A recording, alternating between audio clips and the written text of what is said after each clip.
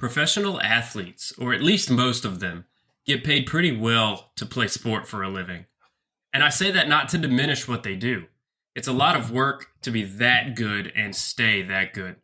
Especially to be the best in the world, your entire life has to be dedicated to your craft. But what happens when you're dedicated not to being the best player, but to faking your way through your career without ever having to play? This is what you don't know about Carlos Kaiser.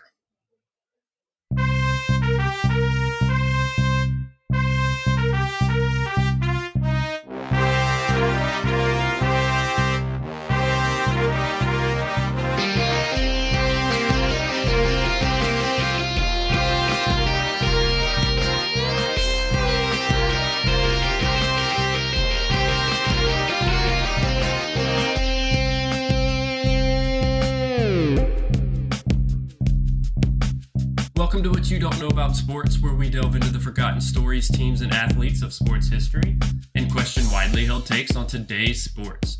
I'm Blake, and this is Matt. Howdy. And today, we're going to tell you about the greatest footballer never to have played football, a man named Carlos Kaiser. Kaiser's a nickname. We'll get to that in a minute. Matt, when I say the word con artist, what sports figure of any player, coach, person involved, whatever, what sports figure comes to your mind first? I think you want it to be like a poker player or something like that, where you can like feel like the con artist would be a good spot for that.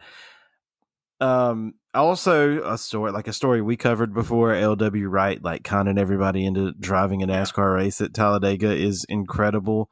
But that's the first thing that popped into my mind when I saw this question was the fact that so far through his career, Kyrie Irving has conned two professional basketball teams into giving him a max contract. And somebody else is going to do it. Somebody's going to do it again. They just have to. No one knows why, but they're going to.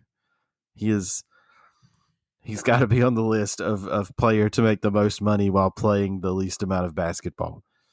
I heard this is being recorded during the NBA playoffs, and I heard someone on the TV say recently that of his 11-year career, he has played more than 60 games in a season 4 times. Yeah, and like one time was because he was hurt. Okay, I get it. Injury. He got hurt in Cleveland, but in Boston, he just took time off. Like, mental health is important, but he took a bunch of time off in Boston. And then, pro anti-vax, who cares if you're listening to this podcast for listening to us, but he didn't play for like 2 seasons because he couldn't. So, a lot of time that's off. Definitely a choice. And and he just seems to be not happy anywhere and with anything. So, shout out to him. Hope he gets better, but don't pay him. And this goes back to college too. Like he didn't play but like 10 games at Duke. Oh, yeah. And then he was the number 1 overall pick. Oh yeah, because of injuries. I think the college thing was injury. I think he was hurt. It wasn't like I'm Coach K, screw you, I'm sitting out. Like that didn't happen in college. But we were on foot watch every day. Every Tuesday and Saturday was foot watch. Is he okay? Also, special shout out for sports conman.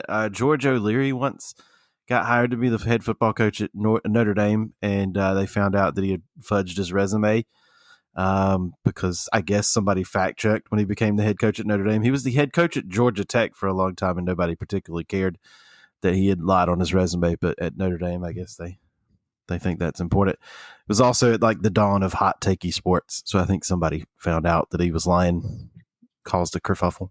Yeah. When I say con artist, or when I hear con artist, I definitely think of like the L.W. Wright story, or somebody that was involved in gambling, like the poker situation, like people gambling on games, throwing games, point shaving, like that sort of stuff is what I think of immediately. But your interpretation of con artistry and talking about bringing Kyrie up in this, that was top notch. Whoever the quarterback of the Detroit Lions is usually a con man.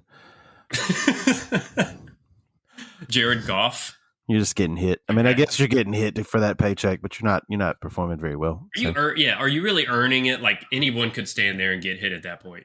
You know what I mean? Like not everybody can be Matthew Stafford in Detroit, but like most people before and probably for a while after, anyone could stand there and do the same job.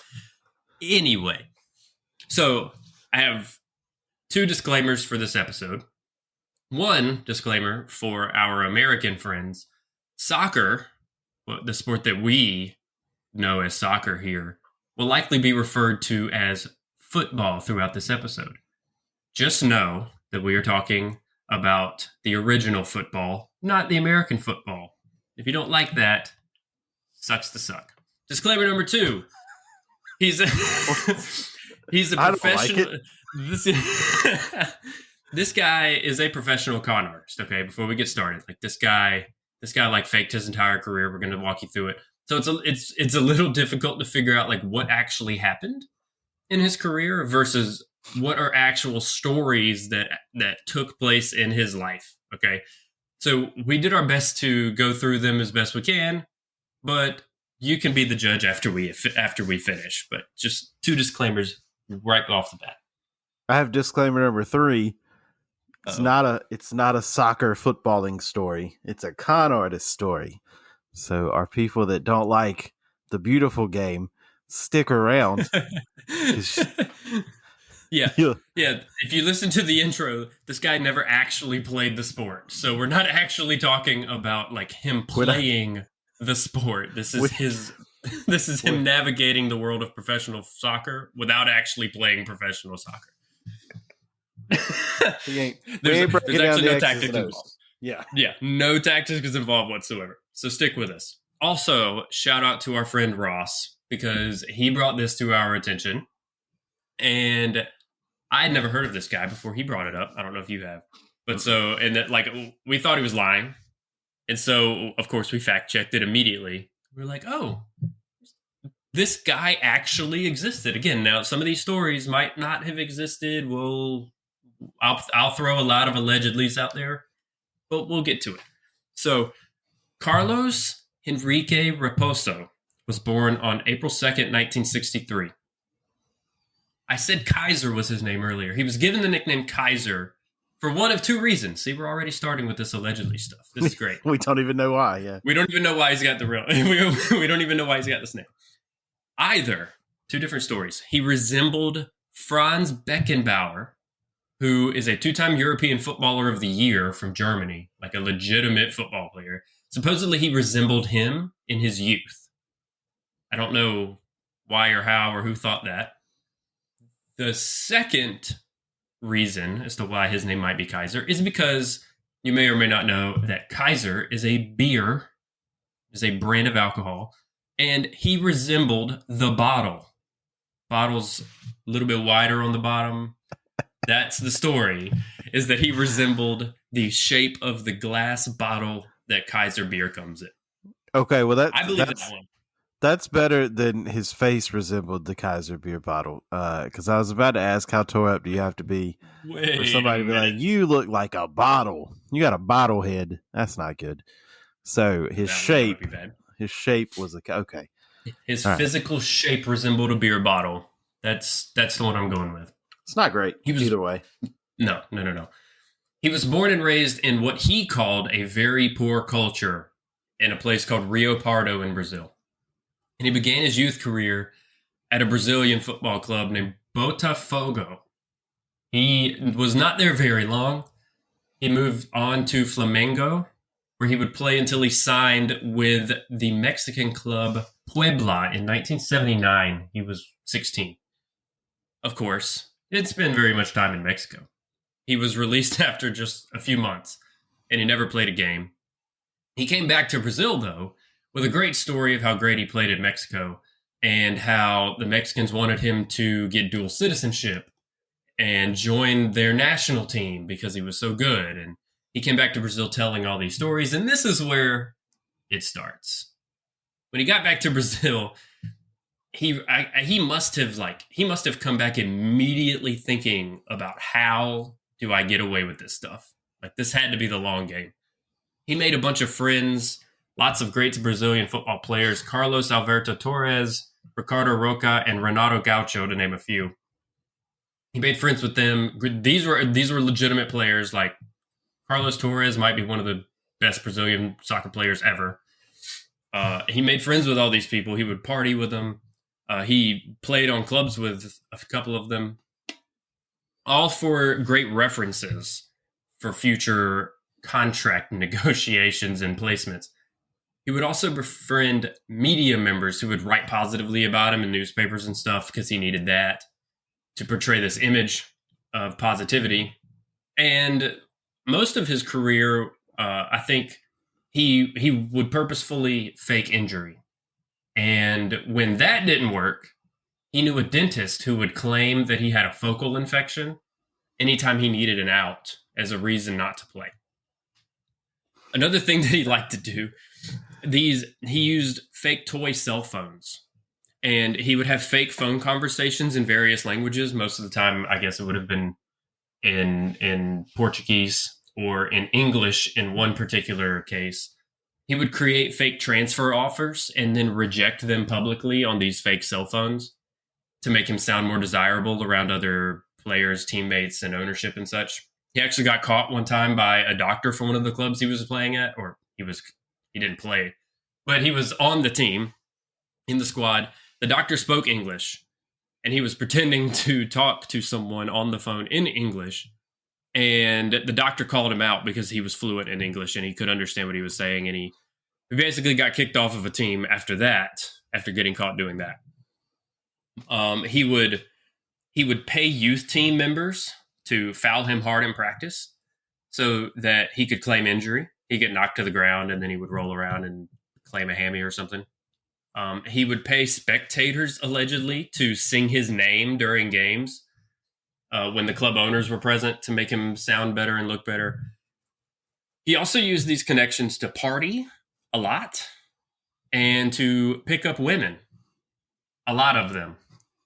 One thing that I read said that he picked up a lot of women, and that was like his only hobby.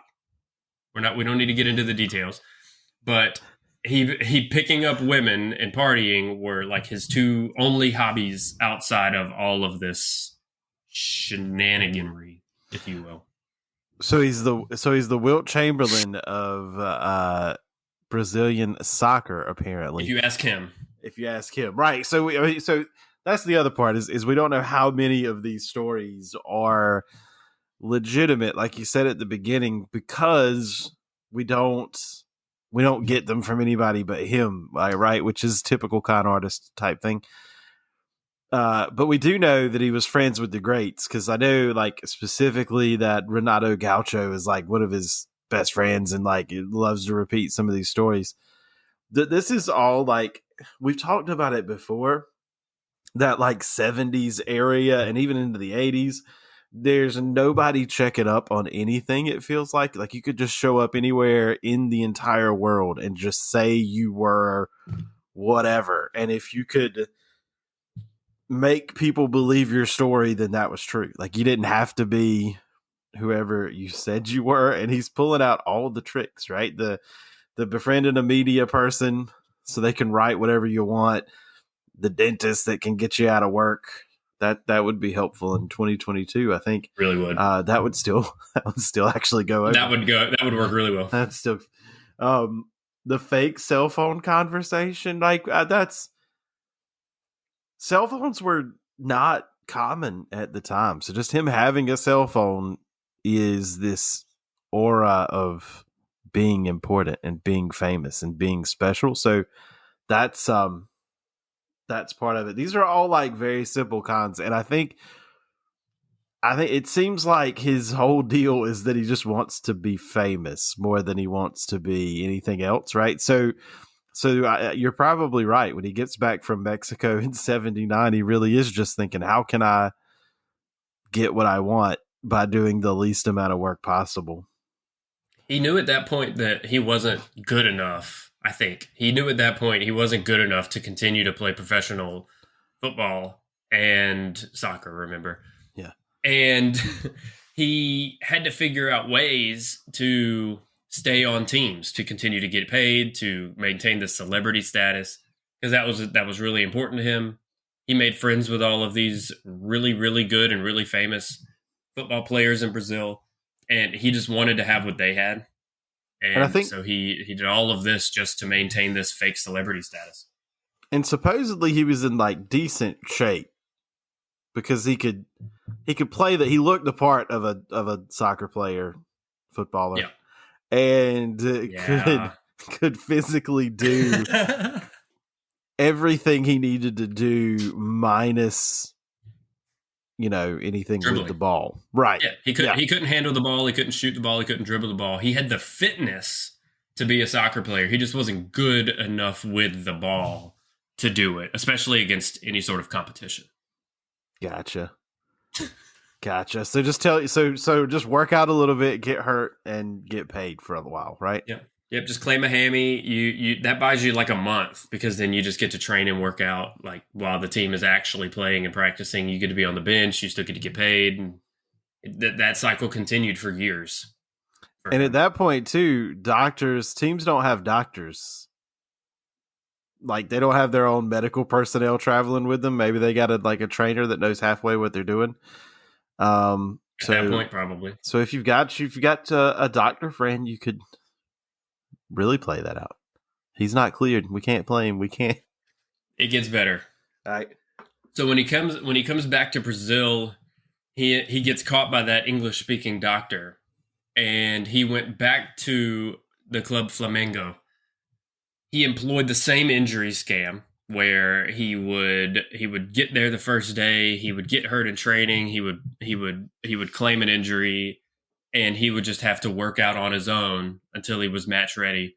He stayed for a while, and then there's this random story of him possibly going to play for a club in Argentina. He actually claimed to play for 2 clubs in Argentina.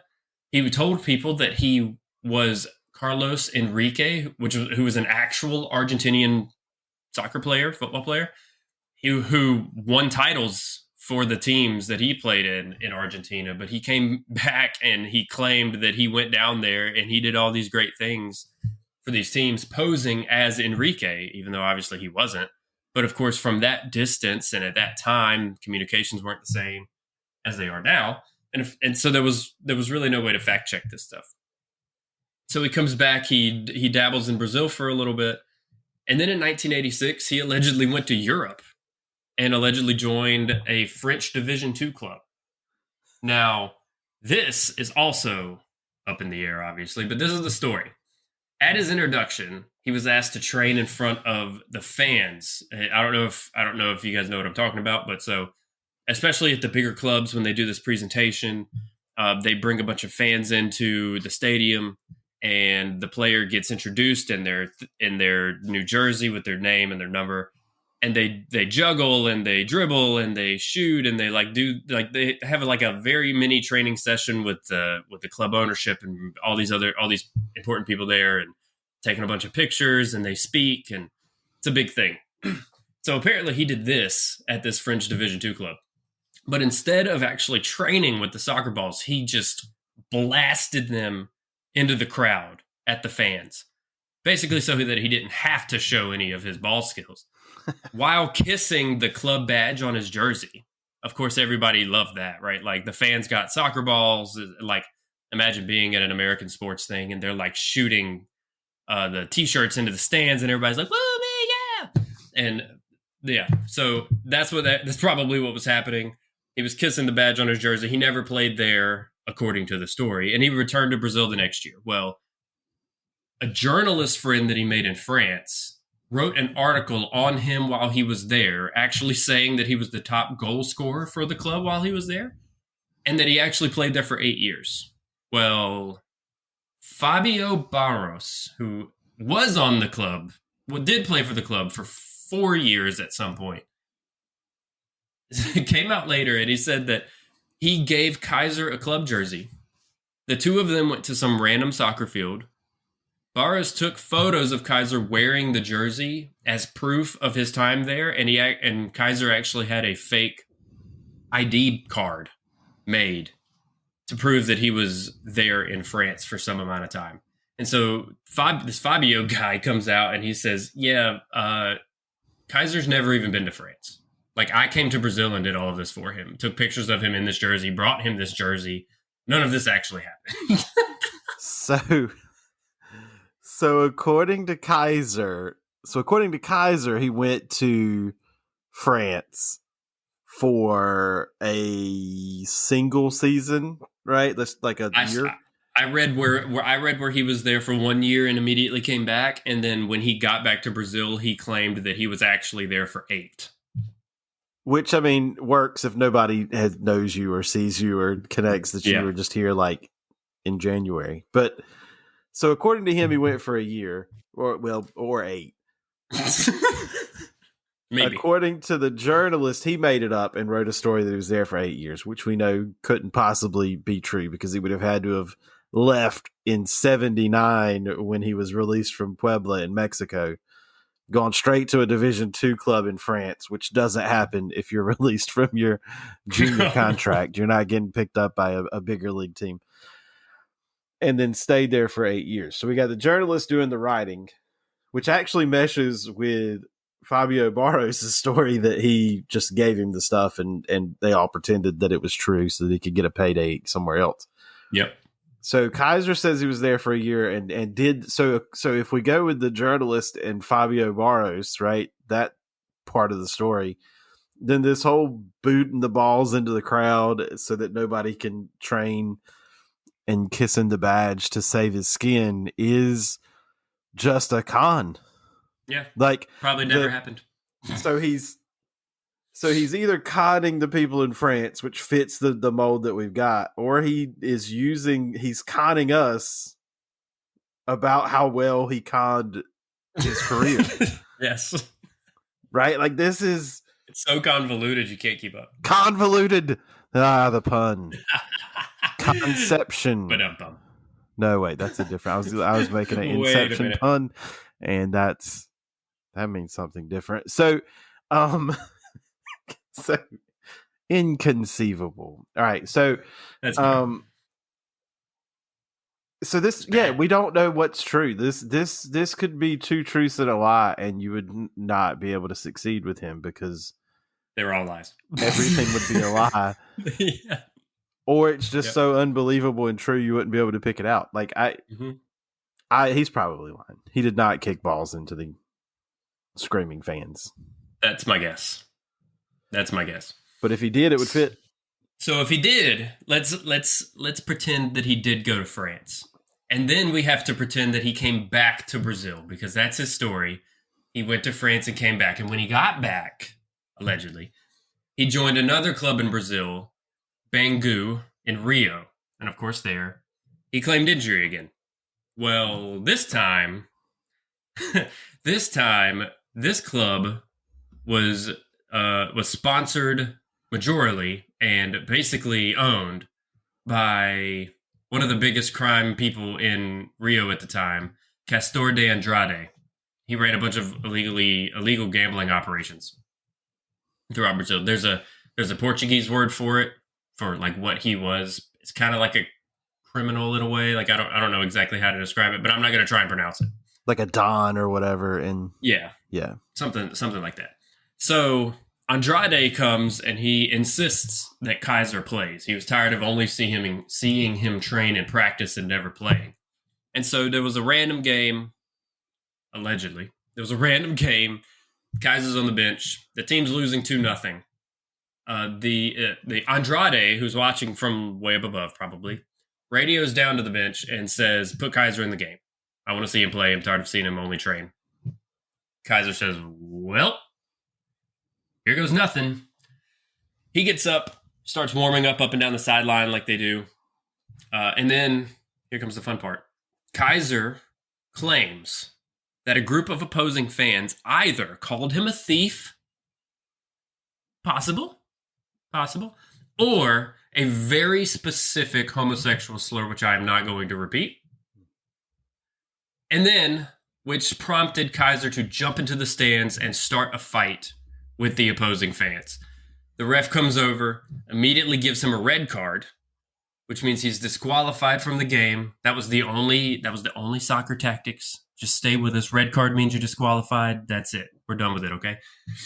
Red card, disqualified, kicked him out. So basically he said, if I play, I'm going to get exposed. If I say no, I'm going to get fired. So I'm just going to make up this magical third option that no one actually gave me and make the best of this situation. Andrade eventually forgave him and then gave him a 6-month contract extension. Like he did all that to avoid playing, got a red card, got disqualified, and got a contract. Like how much better could he have done? Could he have possibly done that? Just about, yeah. So that's the part that seems the last two stories seem like a TV show, right? Like it seems like we've been introduced to this character.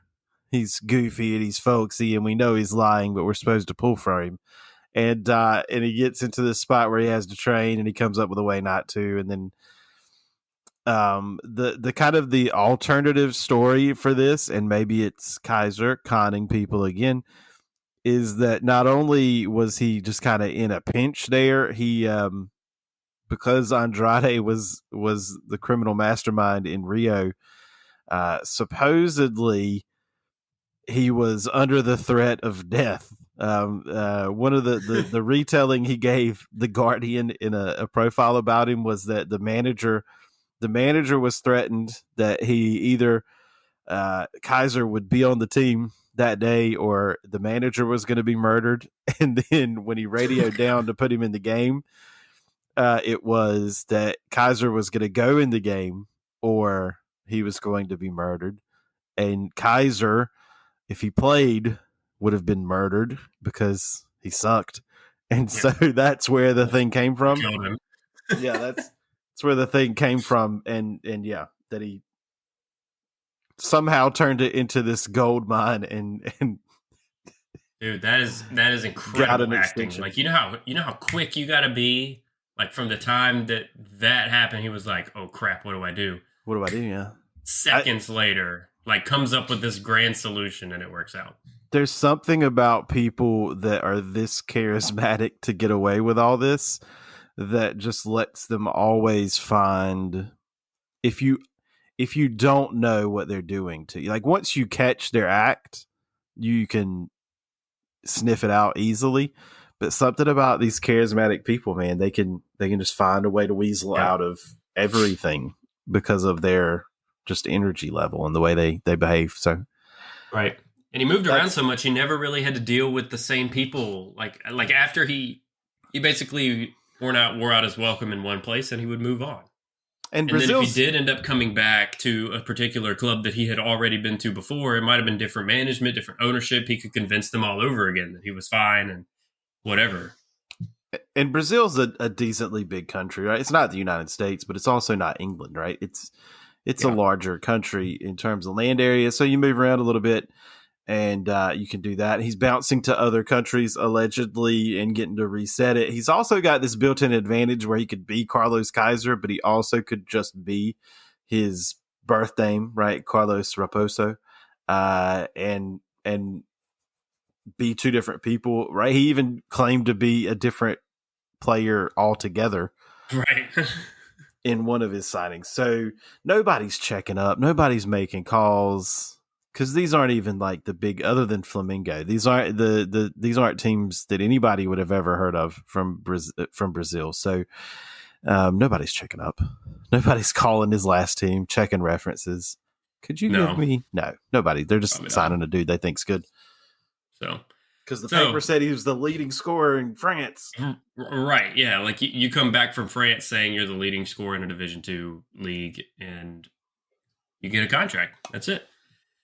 And so, of course, you probably get the gist at this point. He goes on and he keeps going from team to team. When he signed from another team, or signed with another team, he used a fake phone to reject offers from other club, and he was caught by a staff member and he was ultimately released there. He went on to another team in Brazil. He was allegedly signed to the club to help a teammate on that team overcome an alcohol addiction. And because Kaiser apparently was like a great charismatic guy, like we've talked about, and apparently didn't drink, he was brought to the club to like just to help with this alcohol. I don't know where that came from either, but that's something I don't. So is he a partier? Is he a partier that conned people into thinking he didn't party, or is he not a partier who has conned everybody in life that thinking that he did? Like, is that the con? Is that how he befriended all of these celebrities? Is he's hanging out with them and he's acting like he's the wingman and just as gone and crazy as they are, but reality he's like tossing his drinks behind him and not doing anything, right? Like, we don't know. Nothing is true. He probably doesn't know either. That's the thing, is like at this point he's made up so many lies. He doesn't know. Like he's probably like even if you do go interview him, like he's probably just lying. He doesn't know the truth anymore at this point. So no. So again, all of this, we don't know how much of this is speculation. We know this is a real person, and we know that some of these stories are true, but it's really hard to tell which ones. But this guy definitely happened. He went through all this time. He allegedly never made an appearance for any of the professional clubs that he played for. My best guess from doing research on this guy is that he was with 13 different clubs in 13 different years. And that was the end of his professional football career. That's my best guess. Other accounts say he was in Argentina for 8 years, and he was in France for 8 years, and some places say that he actually did make appearances. Like, I don't know, people. I just don't know anymore. Nobody knows. I don't want to lie to you. I feel like I'm lying to our listeners right now because I don't know. But it's a heck of a story. This dude actually existed and was all over the place. And he made up a heck of a life. Probably made a decent amount of money doing it. And paved the way for Kyrie to be the way he is today. I think that yeah, I mean you can corroborate a lot of this to make a narrative that is probably less attractive than the one that gets presented.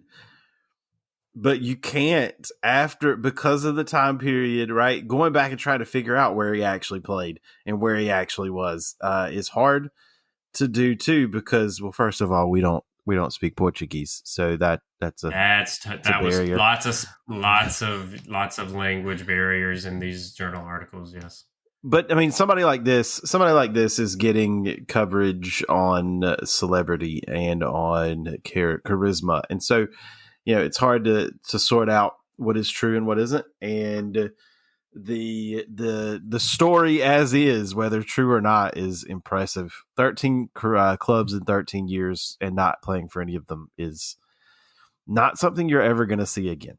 I feel comfortable in saying that. Yeah, that in 2022, with the way everything is profiled everywhere in the world for every sport, it's impressive. I mean, we know who the best amateur curlers are in the world. Like nobody is doing this ever again. Not gonna happen. Yeah, impressive. So this got me thinking, right? Yeah.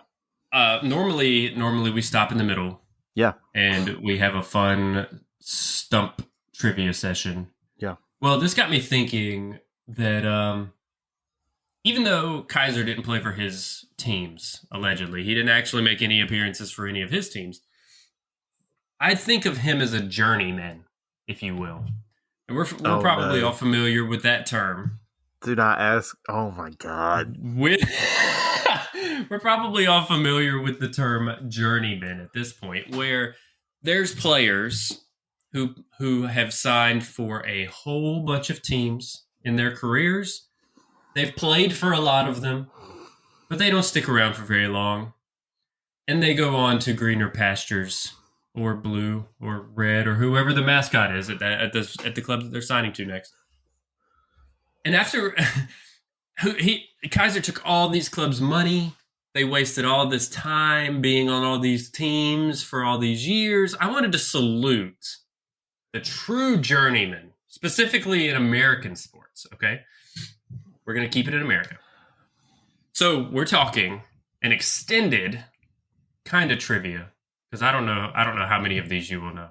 But if it doesn't turn out to be a trivia, we can at least talk about them. It's still fun. The good news is I did this to you one time. The same You did, and topic, I didn't get it. And so it was in one specific sport I did it to you in. Yep. And so I looked up a bunch of other sports, and so it's just whether or not I can remember. But I got this. The answer to that trivia question is not the answer to this one. Okay, I'm gonna good. Just throw that out there. All right. So what we're gonna go over, the big four American sports, right? Active players, not all time, not historical, because God, that would get miserable. Oh man. We're talking really bad. Active players in the big four American sports to play for the most franchises. Okay? Yep.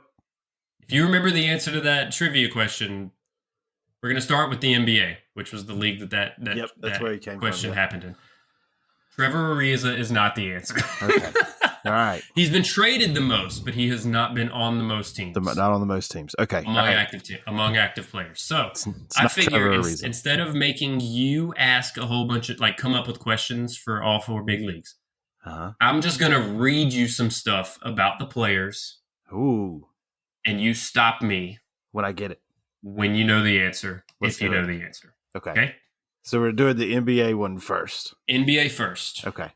This you might figure this one out because of who he's played for recently. This player is a point guard, right-handed. Was born in 1988 from Charlotte, North Carolina. Went to Wake Forest. Chris Paul. Negative. No, the other one. We can't Jeff count. Teague. No, we Dennis can't count. Schroeder. We can't count the Lakers that he was on for 2.5 hours before they sent him back. Okay. Before they sent him back to the Hornets. Point guard from Wake Forest, born in 1988. So he would have been 18 in 06. It's not Chris Paul, so it's Jeff Teague. Nope. What? NBA debut was in October of 2010.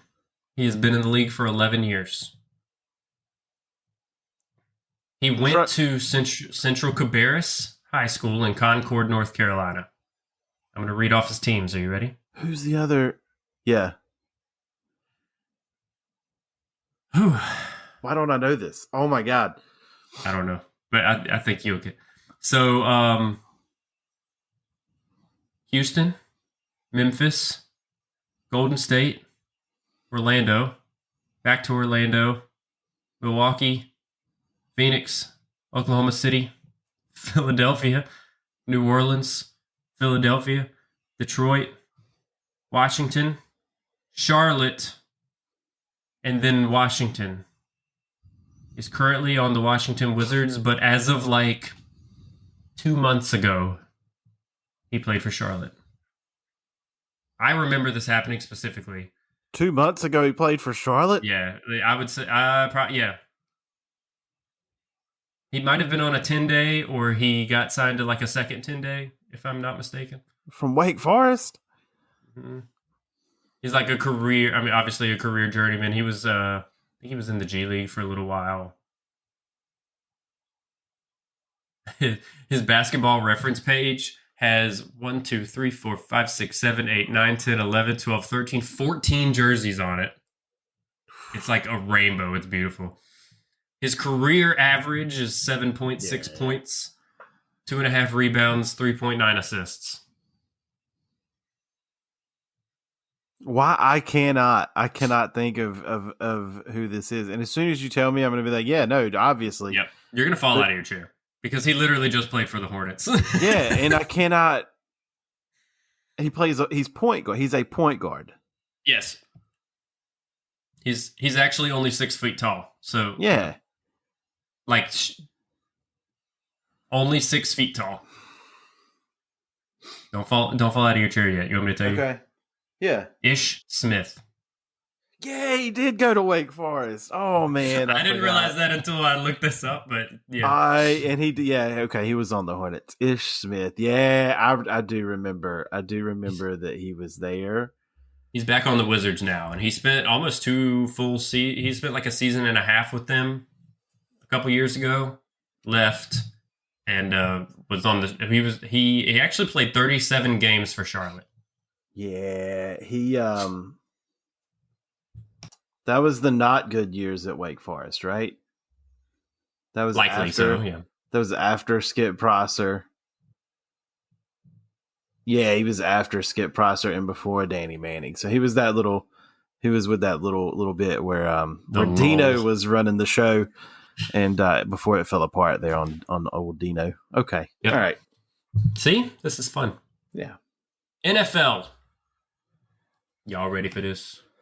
It's definitely going to be a... Yeah, you could probably guess the position. It's going to be a wide receiver, a linebacker, or a cornerback. Nope. Okay, good. You're not gonna. I'm really good at this game. I'm really good at this game, everybody. You're not gonna guess. Okay. All right. Somebody's backup quarterback. Am I right? Yep. Yeah. Okay. See, I'll answer questions for you if you ask. Sorry. Yeah, I'll let you do. I'll let you do it the way you want it to. No. Go for it. If you got questions, I've got answers. He is a quarterback, right-handed, 6'3". It says he's currently with the Broncos. I cannot confirm or deny that, but that's what it says. Now, apparently, he is cousins with Marshawn Lynch. That might actually help. He was drafted by the Bucs in the 5th round in 2008. Went to Oakland Tech High School and San Diego for college. Well, that just got me. Okay. What teams? I'm sorry. This was the your Bucs. No, the Bucs, 49ers, the Sacramento Lions in the UFL, the Cleveland Browns, the Bengals.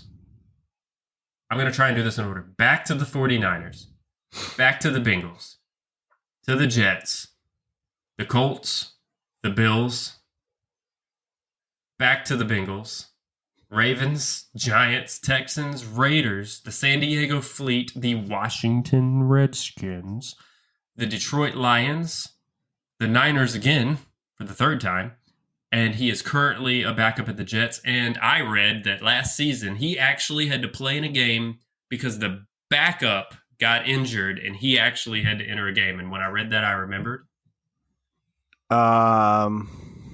Is his first name Josh? Yeah. Okay. Last name starts. It's not McCown. No, not Joshua McCown. His last name starts with an F. Nope. Okay. Yeah, I know. Last name also starts with a J. Josh. God. Johnson? No, Josh Johnson. He started. Javon Johnson. He started JJJ. J. Jonah Jameson. He started for a little bit for Washington. Which down year did they have that he? Oh, wait a minute. The one where they didn't have didn't have a quarterback. They've not been fantastic for play. Anyway, yeah, Josh Johnson, 14 franchises in 13 years? Yeah, that's 13. Yeah, this will be his 14th season. Love it. Pretty impressive. Next is Major League Baseball. Make sure I got the right page pulled up. This is the last one I have a chance of getting, just so we're all clear. You want to do hockey next instead, or do you want to? No, we'll do hockey last and just be done with it.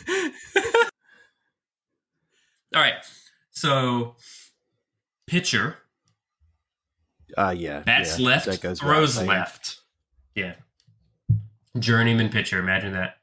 Born in 1980, so he's 42 years old. 42. He's still holding on. That narrows it down. Okay. He's still holding on. He is from Massachusetts. Went to Milton High School and the University of Michigan. He debuted in 2005. 2005. He has played for, let me find this list. This is outrageous. The Cubs, the Orioles, the Red Sox, the Indians, the Angels, the Yankees, back to the Red Sox, the Athletics, the Dodgers. Oh, he was on the Dodgers for a good bit, like 4 years. Then the Twins, and then the Rays, and then the Mets, and he is currently on the Red Sox. What? Yeah, I could. Yeah, he's a reliever, obviously, because he's a left-handed pitcher that's played everywhere, so he's a reliever. When did he play for the Yankees? He played for the Yankees 2014. He had 0 wins, 0 losses. He appeared in 14 games. Oh. 1.69 ERA. And he only pitched a total of 5 1/3.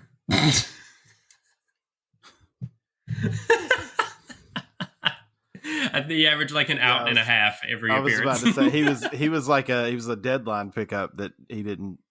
Well, because he's a left-handed reliever, so he's just there to get a guy out and move on about his life. Comes in, gets it out, and gets out. Yeah. Which now you got to get 3 guys out, but they still use them. I'm not. Tough. Yeah. What's his first? He's actually like second all time or tied for second all time in most teams ever played for ever. Yeah. Like for anybody. So I mean, this is tough. His for a reference while, page this was 1, 2, 3, 4, 5, 6, 7, 8, 9, 10, 11, 12, 13 numbers. For a while, this was always just Jamie Moyer because he was allowed to pitch everywhere for like till he was 50. Not really, but I don't know this. Rich Hill. Okay, yeah, he's been around a while. He actually started as a starter. He was a starter. I knew that. Who knew? I knew that. At some point in his career, probably. Yep. Yeah. And then now he's just that. Early in his career, his innings count was high. Yeah. Yep, he started. Yeah, depending on where he went. Not a starter for the Yankees. Where was his first team again? The Cubs. Yeah. He was on and you said he started in 2008, right? 2005. Yeah, that was the Mark Pryor. He was a starter with those Mark Pryor, Lake Kerrywood Cubs teams. Kerrywood. Yep, Rich Hill was there. I knew that. I didn't know his name. Never was going to figure it out. It's much like you can verify the information, but it's like coming up with it off the top of your head. Who it is, yeah, you can never do that. That's hard. All right, so we'll go hockey. I'm just going to read his stuff. He's a center, left-handed. Says he plays for the Oilers. Born in 1987 from Quebec. So he's Canadian. He was drafted 6th overall, which is impressive. Like to have played for this many teams. He was 6 overall. 1, 2, 3, 4, 5, 6, 7, 8, 9, 10 jersey numbers on Hockey Reference. I love those with the different numbers. Everything's got a reference, yeah. Blue Jackets, Rangers, Senators, Penguins, Panthers, Avalanche, Islanders, Coyotes, Edmonton. Man. Yeah. So how many years is that? 15 years, 10 teams? 1, 2, 3. Yeah, 10 teams. His name is Derek Brassard. Oh, yeah, it was not. No chance. No chance. Yeah. Derek Brassard, nothing. Didn't play in Carolina, so we don't know. Nothing. Yeah, I was getting ready to say, I know one Blue Jackets player that would have been, but not that. And so I was just keying on that. Yep, nothing. See, that was fun. Not a real trivia, but you did get Josh Johnson because he played for the Redskins. I got Josh. His name starts with an S. forgot that Ish Smith was also. And I tried to make. Forgot Ish Smith was a point guard at Wake Forest, which was unfortunate for me. Yeah. What can you do? But at least these guys played. Like, these guys actually have stats. Like, Brassard played in 947 games. So let's get a slow clap going for all the true journeymen who actually like are willing to play for all these teams against their will. Yeah. and show up. You know what I mean? Hey, journeymen are the bread and butter. The backbone, if you will. I also tried to make Dennis Schroeder a Wake Forest point guard for some reason, and he played basketball in Germany, so that's not right at all. You said Schroeder, and I just thought you were joking. But Nah, because Schroeder and Teague were on the team together in Atlanta. And so in my head, when I was like, oh, it's not Paul, then it's Teague. And if it's not Teague, Schroeder. Schroeder just... Smith is Schmoder. I mean... Schroeder completely replaced Ish Smith in that lineage of Wake Forest point guards. Well, see, shout out to the Journeyman. Wanted to give them a shout out. That was fun. Heck yeah. So there is a documentary that a British filmmaker did on Kaiser. It's probably full of a bunch of other lies and farces. We don't really know. Didn't take the time to watch it, but it could be enlightening if you are so desired. But that is what you don't know about the greatest footballer never to have played football, Carlos Kaiser. Follow us on social media, give us ideas, like our pages, like, comment, subscribe, all that fun stuff, and send us your ideas. We love covering these. Again, shout out to our friend Ross for giving us this idea. And until next time, we'll see you. Bye.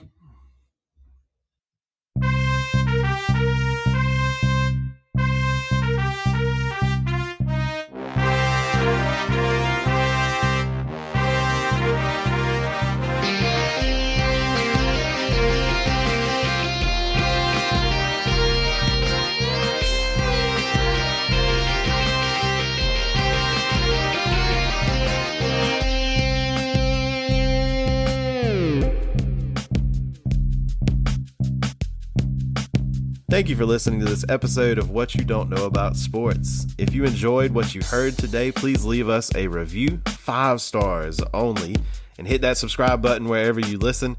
If you have a great sports story, we want to hear about it. You can connect with us on Facebook, Instagram, and Twitter at WYDKAS Podcast, and on our YouTube channel at What You Don't Know About Sports Podcast. All episodes are written, recorded, and edited by us.